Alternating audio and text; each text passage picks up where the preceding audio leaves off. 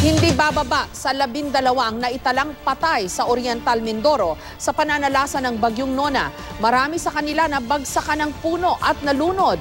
May 4 na bata ring nalunod sa Tiwi sa Albay. Ang ilan namang bayan nangangambang magpasko ng walang matutuluyan at wala ring kuryente.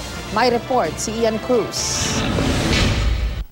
Marahil habang buhay na raw tatatak kay Aling Lydia ang pananalasa ng Bagyong Nona sa Nauhan, Oriental Mindoro. Ang anak niya kasi si Frangeline nasawi matapos mabagsakan ng puno nang iligtas niya ang kanyang nanay. Abay, nahingi ng tulong para rin bahay ko may ahon. Pwede gayon? Pampalibing ay wala kami miskin na papaano. Walang kakwarta-kwarta. Mailming malaan ni aking anak.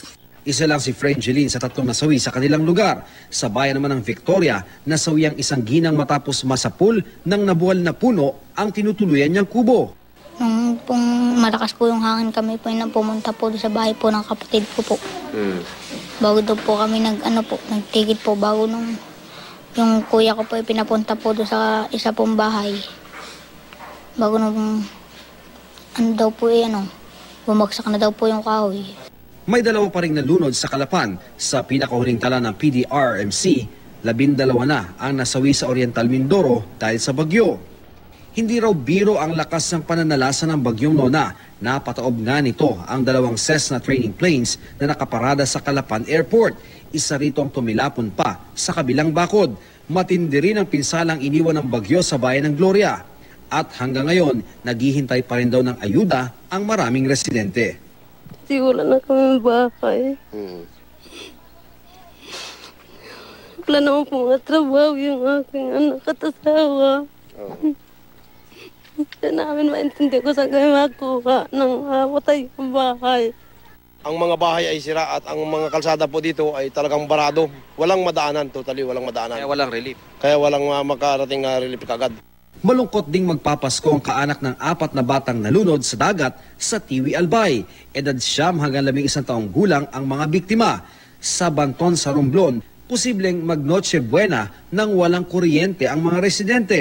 At hanggang ngayon, pahirapan pa rin ang komunikasyon sa lugar. Sa paligid, makikita ang mga sinira ng bagyo. Pero kahit papaano, unti-unti nang bumabangon ang mga nasalanta.